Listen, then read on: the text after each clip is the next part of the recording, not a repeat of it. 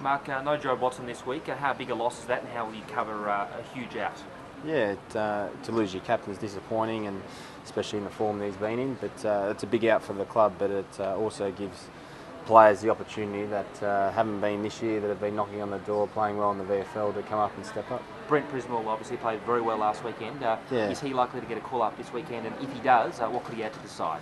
I reckon he's one of 3 or 4 guys that will be in the mix to be called up. Ricky Dyson's been in very good form for Bendigo, along with Prismal. So they're 2 guys that we think will push up and play this week, hopefully. I think match committee will finalise their side tomorrow, but they'll be certainly in the mix of guys. There was a bit of talk, I think Brendan Fowler kicked 5 goals against the Bendigo Bombers last weekend. What did the boys say about his form? No, he wasn't really mentioned, to be honest. I think Fev's recovery's going along nice, and he was in a Western Bulldogs cover today. So, but he wasn't really mentioned, to be honest. No. Tate Pears, an extra 2 years. Well, he signed on for a couple of more years, which is great for you. Yeah, we feel that Tate Pears and Michael Hurley are 2 guys that we can build the club around for the next 10 years. They're certainly key figures amongst our young guys, and they're the type of young men that players get drawn to within our club, and we think they can lead the club for the next 10 years. So it's a huge signing for the football club, especially in the environment we're in now with 2 new franchises into the AFL. It's certainly great to have those 2 guys heading our young guys through the next 10 years. Kind of makes you think about who may be going to GWS. Everyone that gets talked about going there seems to be signing up with their club. Yeah, I think that's a great part of AFL.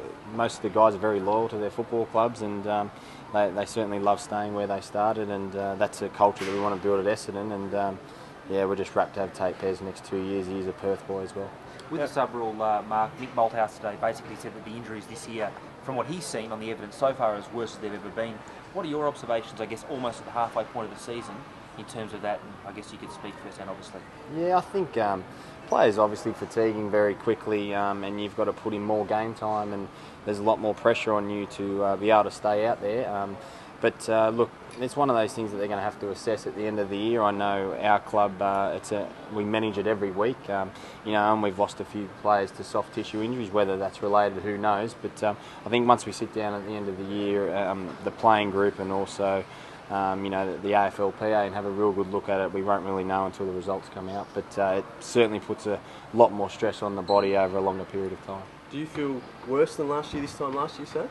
I don't feel worse, no, not yet. Ask me after round 15 maybe, but definitely don't feel worse. But I know the output of the way that you have to work during the game, and being able to stay out there for longer periods puts your muscles under a lot more pressure. But who knows how that'll change. We'll just have to wait and see.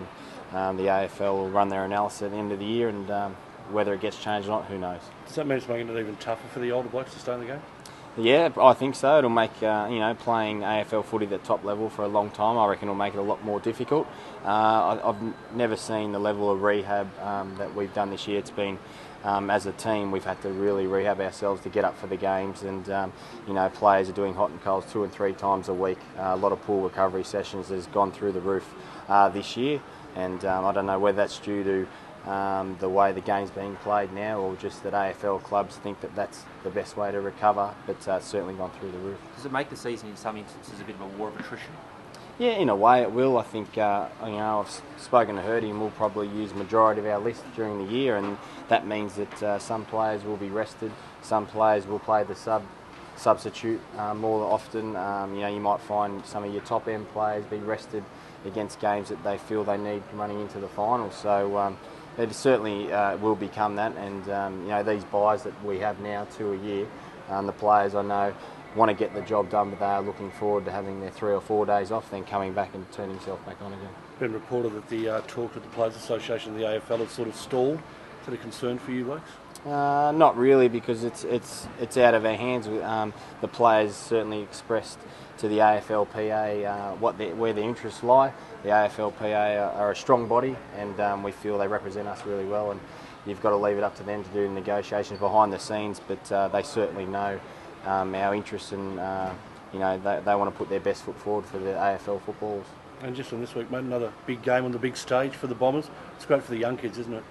Yeah, it is. You'll get 85,000 there. It's a really respectful round for, really respect the contribution of Indigenous people to our game, and certainly Essendon's been a big part of that over the years with producing a number of young Indigenous players. So it's a great game for us to be involved in, and Richmond is certainly on the up, and we respect their footy club a lot. And for us to play, to win, we'd have to play at our very best, especially with some of the key players we have out. Does it shape as a bit of a danger game, you think, for you guys, given that in the past you haven't particularly played that well against Richmond? Yeah, look, I think most games now you can't afford to take your foot off. We think that Richmond, have, obviously with their gun midfield they've got a great forward, that we're going to have to play at our very best. And as I said, with players the calibre of Joe Watson out, and certain players like that, we need to really play well. And look, they're all dangerous games if you don't come prepared, and we think we're prepared and ready to go.